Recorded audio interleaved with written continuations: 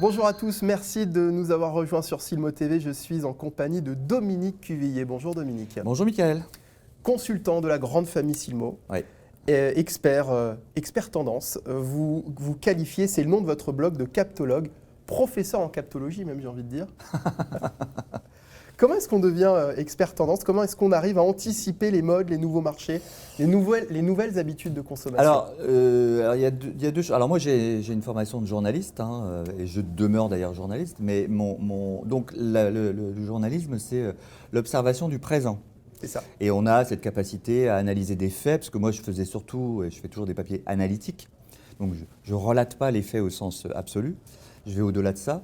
Et en fait, et donc, ce sens de l'observation et de l'analyse me conduit à avoir un regard capable de se projeter. Alors après, en fait, il n'y a pas d'école, il n'y a pas une formation particulière, c'est, je crois, l'intérêt que j'ai pour le futur.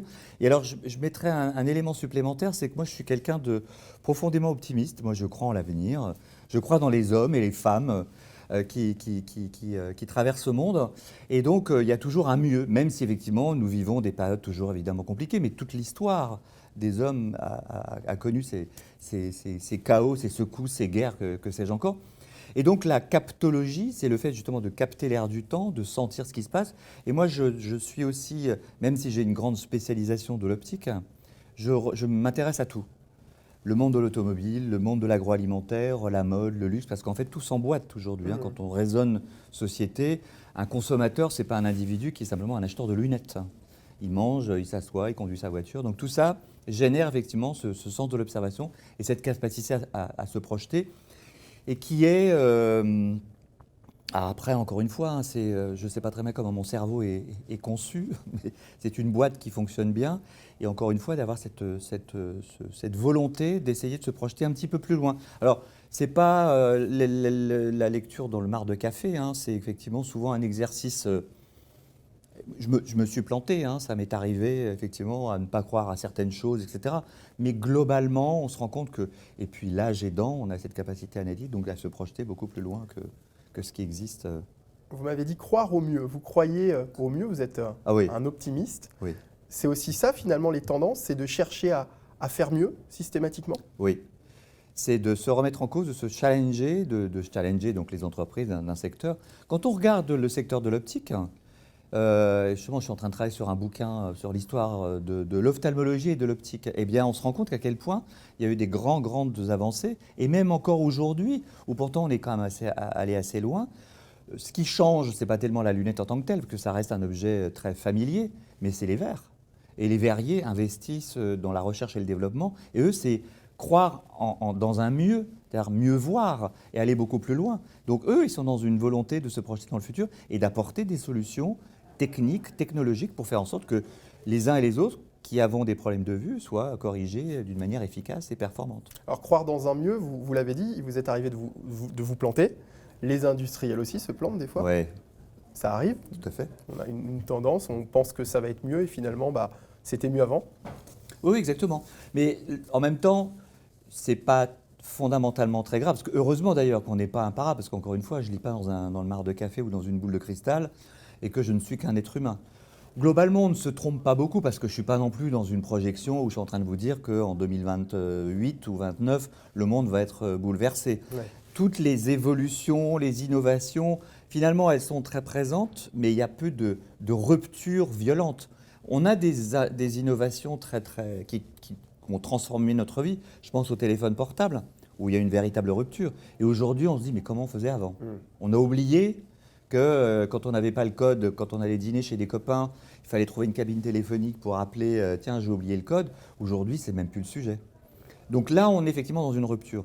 Dans l'optique, si on prend ce sujet qui nous intéresse aujourd'hui, c'est très incrémental. Ça prend son temps, mais quand même, quand on regarde, je reprends l'exemple du verre parce que c'est quand même le plus frappant. Aujourd'hui, c'est incroyable ce que les verriers proposent. Ne serait-ce que de finesse, de légèreté, de confort. Alors justement, il faut rappeler qu'avant tout, la lunette est un dispositif médical. Ouais. À partir de quand est-ce qu'elle est aussi devenue un accessoire de mode ? On peut alors, j'ai envie de dire à partir des années 80. C'est-à-dire qu'il y avait une amorce. C'est si récent que ça. Ah oui, c'est récent. On avait une amorce dans les années 70, où en effet, parce que la mode, c'était l'épanouissement du prêt-à-porter, avec toutes ces générations de créateurs, Emmanuel Kahn, Thierry Mugler, tous ces gens qui sont arrivés sur le marché avec un regard neuf sur la mode, donc qui ont transformé la silhouette, le dressing des individus, hommes et femmes. Et puis les lunettes qui restaient effectivement un dispositif. Bien sûr, il y avait des couturiers qui griffaient Cardin, Dior, etc. Mais c'était pas un objet, c'était un objet supplémentaire. Ils touchaient des royalties sur des ventes, etc. Mais il n'y avait pas une réflexion de fond. Et puis, à un moment, ce sont des industriels, les grands industriels de la lunetterie, qui se sont dit mais c'est quand même un objet important. Et la mode peut être effectivement un reflet stylistique, esthétique, et qui peut intéresser les gens, puisqu'on les a sur le visage en permanence. Donc la dimension, évidemment, esthétique est très importante. Et pourquoi pas, effectivement, suivre les grands courants esthétiques de la mode. Donc, ça s'est installé. Les marques s'y sont intéressées parce que là aussi, il y avait un aspect financier, puisqu'encore une fois, elles touchaient des royalties. Et puis après, elles se sont rendues compte qu'en effet, le consommateur, le porteur de lunettes, il y voyait un intérêt beaucoup plus intéressant, beaucoup plus important. Donc, à dépasser le cadre de l'équipement pour voir mieux. C'est aussi l'équipement pour me rendre beau en tant qu'individu. Et c'est d'ailleurs l'un des seuls, si ce n'est le seul dispositif médical à avoir ce double usage. Le seul, absolument. Parlez-nous des tendances fortes qui ressortent de ce Silmo 2022. Alors, c'est assez intéressant parce qu'en ce moment, il y a les Fashion Week. Donc, j'ai suivi les Fashion Week à Milan. Alors, je suis toujours. Les Fashion Week, ce sont des moments, et c'est pour ça que c'est intéressant quand l'optique se colle d'une certaine façon. Ce sont des moments de vibration créative extrêmement forte. Chaque maison, évidemment, met en scène son ADN, tout ce qu'on connaît, etc. Et puis, il y a un geste stylistique. Alors, il y a une volonté, évidemment, de frapper les esprits. Donc, c'est, encore une fois, une mise en scène particulière. Et puis, derrière ça, c'est aussi modifier, tracer des voies nouvelles de la façon dont on va s'habiller. Et ce qui est intéressant, c'est qu'on a eu une période très euphorique avec une créativité assez débridée. La mode, elle était, les dernières saisons, où il y avait une dimension un peu foutraque, assez joyeuse, avec des mélanges de couleurs, de matières. Donc c'était une créativité très très débridée. Là, parce qu'en effet, on vit aussi, parce que la mode, elle est très sensible aux environnements économiques, parce que le consommateur l'est aussi. Donc, et on retourne sur un aspect beaucoup plus minimaliste. J'ai vu des collections un peu plus sobres. Alors, ce qu'on met en avant, c'est la qualité, justement, du design dans son ensemble. Donc, c'est moins le geste créatif un peu fou que le côté réfléchi. Et on a vu émerger, je pense qu'on va aller vers un retour du minimalisme des années 90. Je sais que c'est une éternelle ressucée à la mode. Donc on a bien travaillé dernièrement les années 80, on avait fait 60, 70, 80. Et puis là, les années 90 qui émergent avec ce côté très minimalisme qui a été mis en perspective à l'époque et qu'on va commencer à retrouver. Et alors c'est très intéressant parce que je pense qu'aujourd'hui, les lunetiers sont plus en avance que la mode. Moi, je regardais les collections. Alors, il y a toujours la même chose, vraiment de belles collections. Il y a de très, très belles lunettes. Donc, il y a beaucoup de lunettes sophistiquées dans la manière de construire, de mélanger les matières, etc. Et puis, on a un travail très léché du dessin. Donc, comment j'allège la structure en même temps en lui préservant une force. C'est exactement la même chose quand vous pensez à une silhouette. Et c'est par exemple un des grands spécialistes, c'est Armani, par exemple dans la mode. Armani, il arrive à faire un travail de dépouillement. Donc il y a l'essentiel et en même temps il y a une grande force qu'il arrive à dégager une élégance. Bon, ça veut dire qu'on pourrait imaginer que demain, finalement, la filière optique puisse inspirer, elle aussi, la mode. Oui, oui, oui. Je crois parce que chez les lunetiers, d'abord il y a beaucoup de designers. Ce sont des gens qui ont un vrai regard sur l'esthétique et c'est vrai qu'ils ont été sensibilisés par la mode grâce au travail qu'on fait, nous par exemple au Silmo. Nous sommes le seul salon optique au monde à avoir un forum de tendance, avoir un magazine dédié aux tendances pour les exposants, mais aussi pour les visiteurs. Avoir un concours de design aussi, si avoir un concours de design, exactement. Donc on est vraiment dans cette réflexion depuis très très longtemps. Et évidemment, on a influé sur la filière. Et on le voit bien, parce que moi j'échange évidemment avec beaucoup de marques, et je parle moi avec les designers. En effet, ce sont des gens qui ont un potentiel créatif qui existait, bien sûr, mais qui se dévoilent et qui pourraient être en effet... Alors, ça ne va pas être eux qui vont décider des grandes tendances esthétiques vestimentaires, mais ils peuvent insuffler en effet des éléments tout à fait intéressants qui peuvent inspirer les créateurs de mode. Dominique, comment se porte la filière aujourd'hui?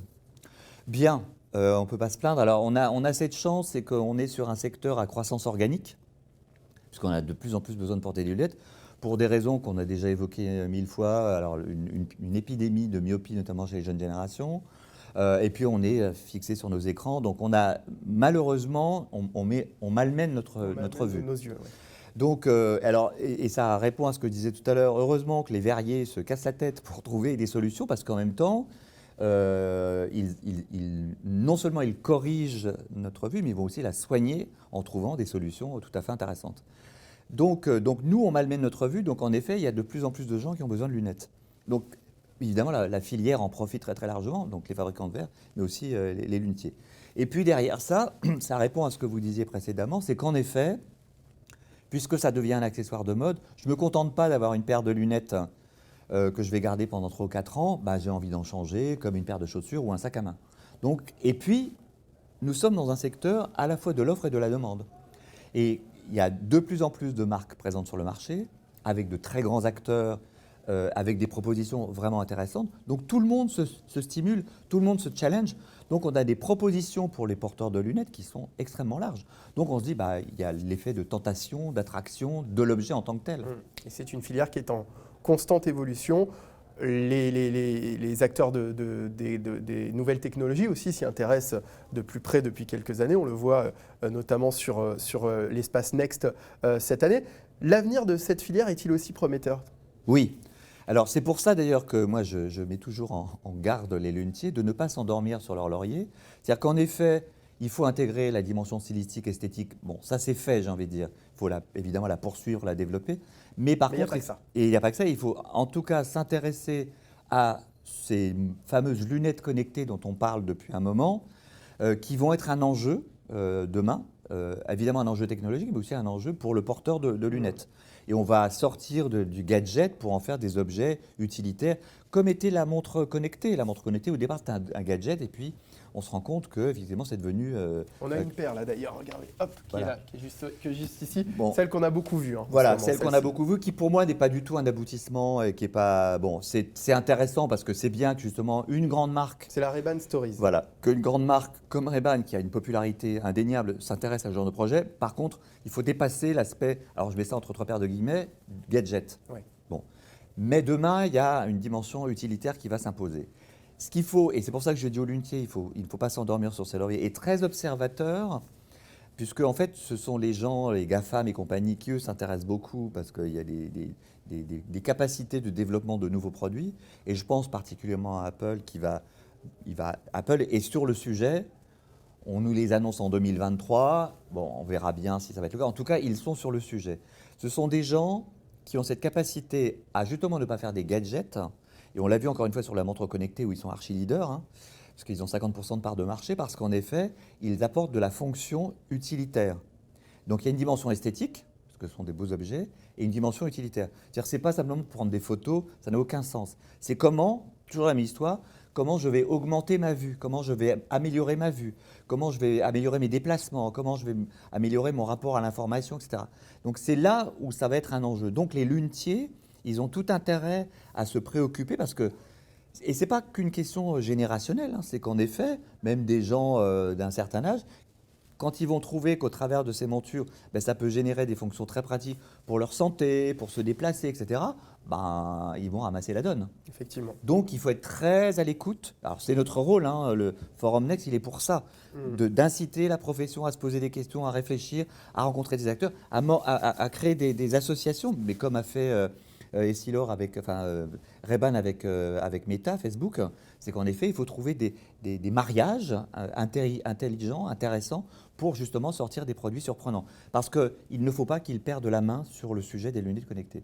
Il faut qu'ils prennent la main, impérativement. Et ce n'est pas pour rien, vous nous parliez d'Apple, que le principal concurrent d'Apple, Microsoft, était présent pour la première journée de Silmo Paris sur l'espace Silmonex. C'était une première d'ailleurs, cette conférence donnée par Microsoft. Tout à fait, tout à fait. Donc c'est un signe. C'est un signe. Et ça, c'est quand même un signe faible. Il faut être très, très, très, très sensible à ce genre de détails parce qu'ils ne sont pas là par hasard. Et puis alors, ce sont des gens qui ont quand même une puissance économique considérable, donc ils peuvent dépenser des milliards en R&D pour sortir le produit. Ce qui est le cas d'Apple. Apple a les poches pleines. Donc demain, ils peuvent dépenser des milliards pour faire en sorte que et quand ils seront sur le marché, leur objectif, c'est de gagner. C'est pas, encore une fois, ça a été l'écueil de Google avec ses Google Glass, qui en effet a sorti un gadget. Et ça n'a pas marché. Ouais.